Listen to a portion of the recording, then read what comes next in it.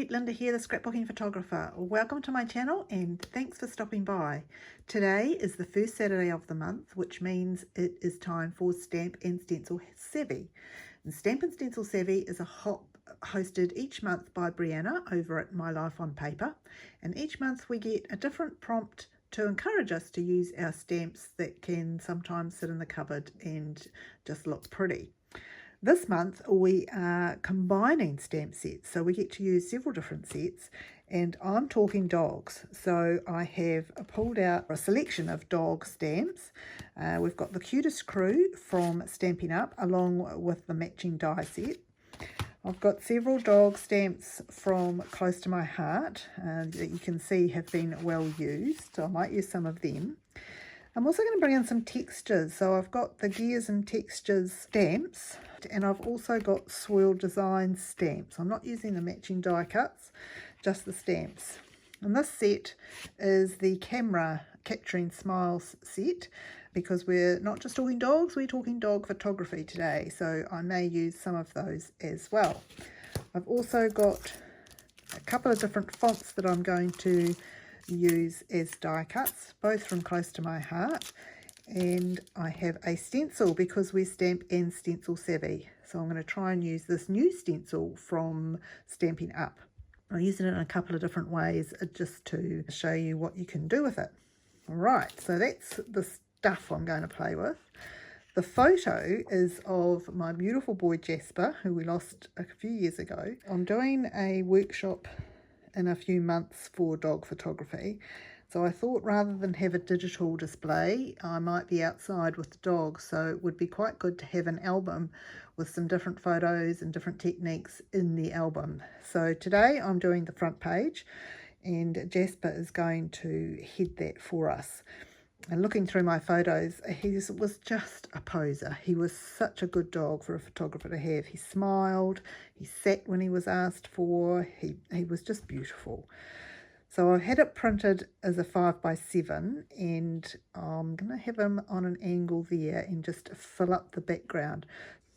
I'll just mark where roughly that photo is going to go so that we don't waste our inks doing too much stenciling underneath it, and that gives us a kind of an outline there. So I'll put him to one side and we'll start off with the stencil. Now I don't want it to go all over the page, but I do want it to kind of come out from behind the photo, and I haven't decided yet whether to mount the photo or not, but we'll see how the page evolves. To start with, I'm using the pewter ink, which was from Close to My Heart. I don't have any of the grey ones yet from Stampin' Up. And keeping an eye on where those pencil marks are, so I can start from behind where the photo is going to go, so that it's not too much wasted under there. I'll speed this up for you.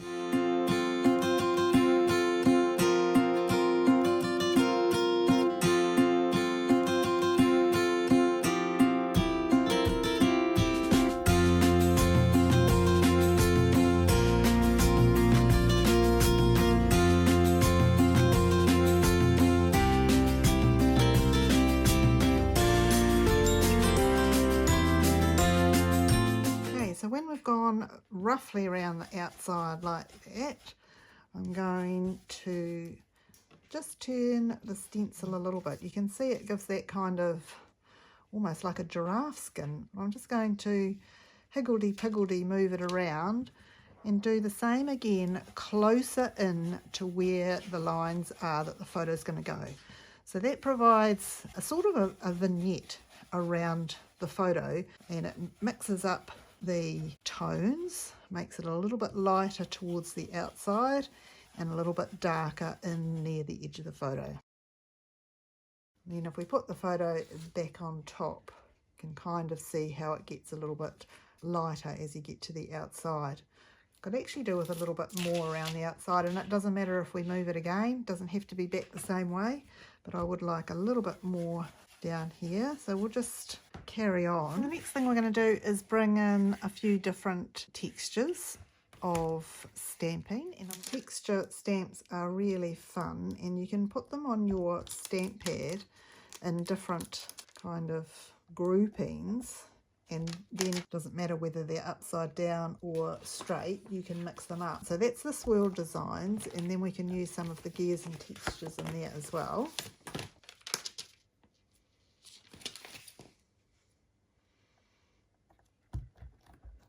I think we'll just leave it with that one there, and using the pewter again, so I'll pop the sponge mat underneath so we get a bit of a softer landing for these stamps. Ink them up, and then we'll come across, remembering we've got these lines here as a bit of a guide, and the same up here. We can turn them around.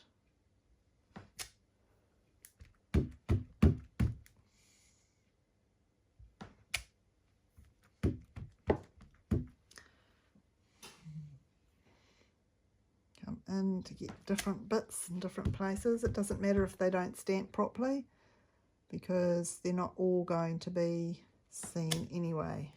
Okay, so when you put the photo there, a little bit more up the top there, maybe that way. Cool.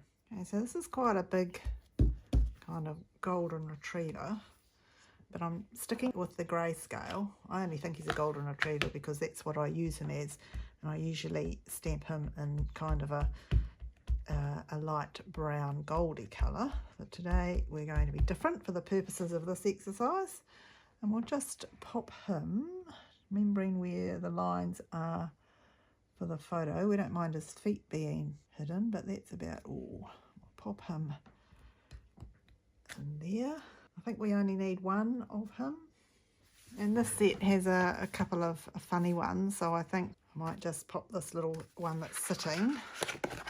Actually, maybe the one that's got his tongue out. That could be a cool one. And he's a bit smaller.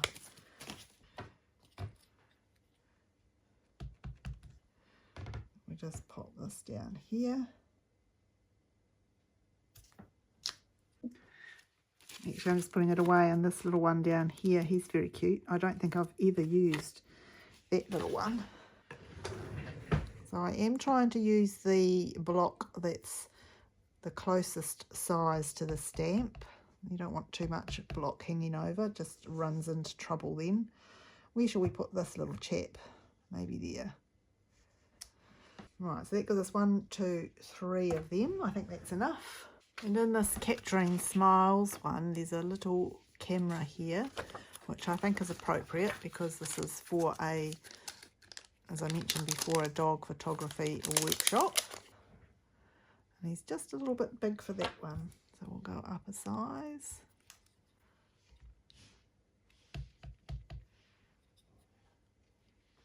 Now, I'm going to put a title up the top there. I just need to make sure that the letters are going to fit. Make sure I put this in the right place. There we go.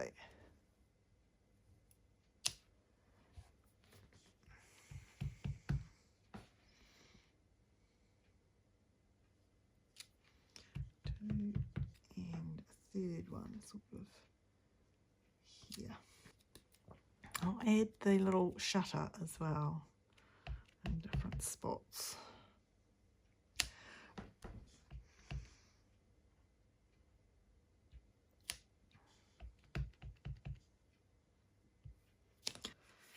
And then we've got the Cutest Crew, which has got cats and dogs and chickens. So for today's purposes, we're just using the dogs.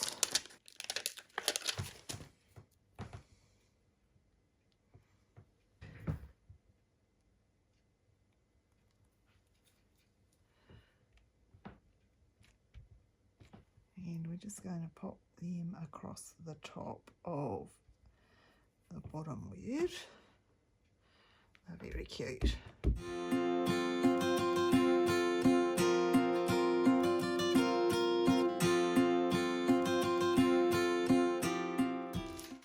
also comes with the matching die cut and also some paw prints, and I've got the heading to cut out.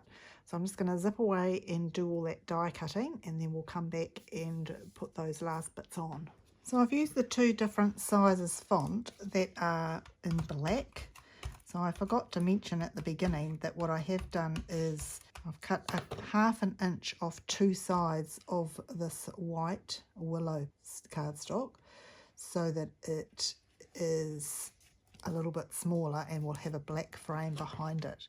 That's why I've chosen to do the letters in black, and it will just balance a little bit with the black and white photo that's going on the front.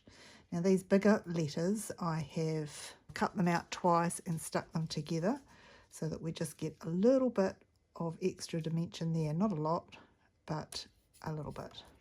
Whoops, make sure it's straight. Here we go. Okay, and these ones I'll stick down. They're just the smaller font, just 1 layer. So I'll pop them down. They do come over the top of our little line up here. So I thought I might just line it up along the bottom so that it looks like these 3 dogs are coming out of the word. So I'll go ahead and do that, and then we'll come back and finish off. Right, so those are all stuck down. Now I have also found on the Cutest Crew die cut set that there are some dogs.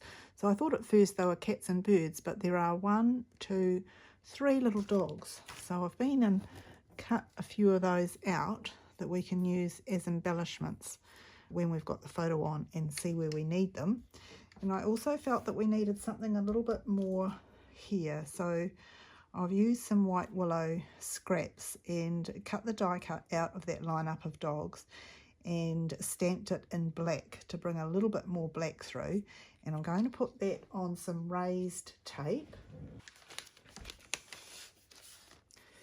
And these are quite good for that because they come in a strip, so we can cut it to length that we want, and it's nice and thin enough to be able to fit from one end to the other. So if I cut that there,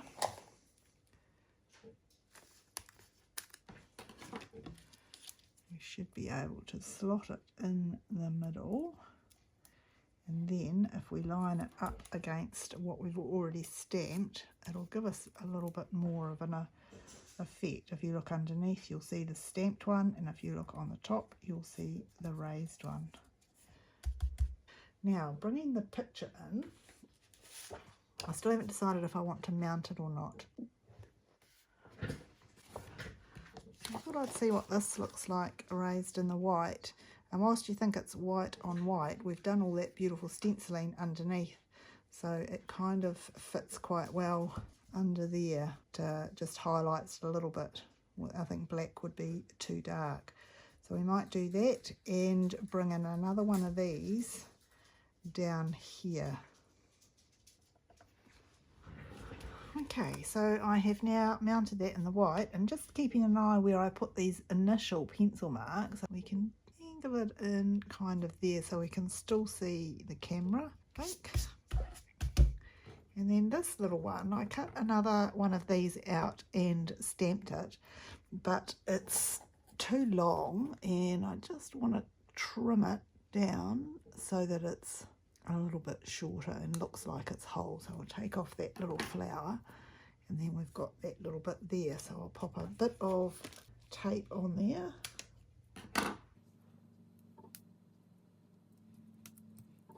And I think he can go just on there so that they kind of both overlap the photo just a little bit. Now I've got these little dogs, so there's 3 different sorts and they're so cute. There's one that's sitting, one that's running, and the other one is doing his down dog. 1, 2, 3 there. And we'll put 3, a couple of little running ones along here because he's quite cute.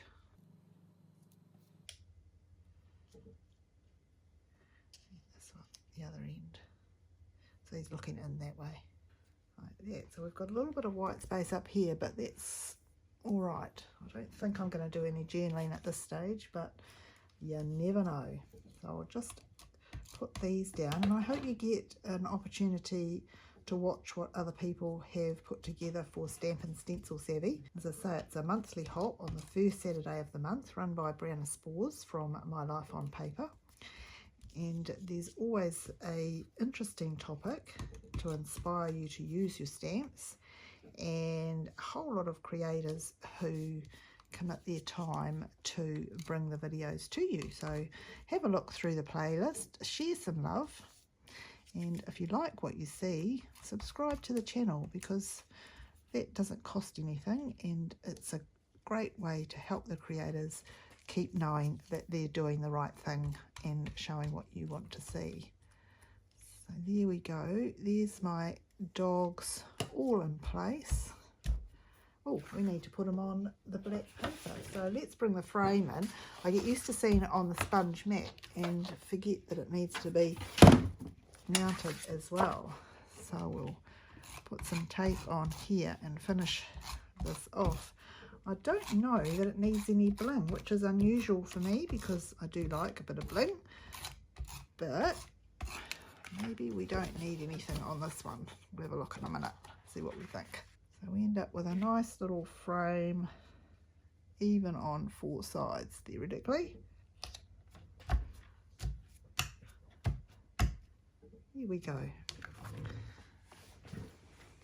So there's been a stencil used in the background and moved around to give it a different effect. And stamps on the background, stamps on die cuts. So we've really used our stamps this month for Stampin' Stencil Savvy. I hope you enjoyed seeing that come together. There'll be more pages for this album, so if you're looking for tips on photographing dogs, they might come through while I put the album together. Anyway, thank you so much for watching. If you haven't subscribed to my channel yet, I'd really love it if you did. And I will see you next time. Happy crafting!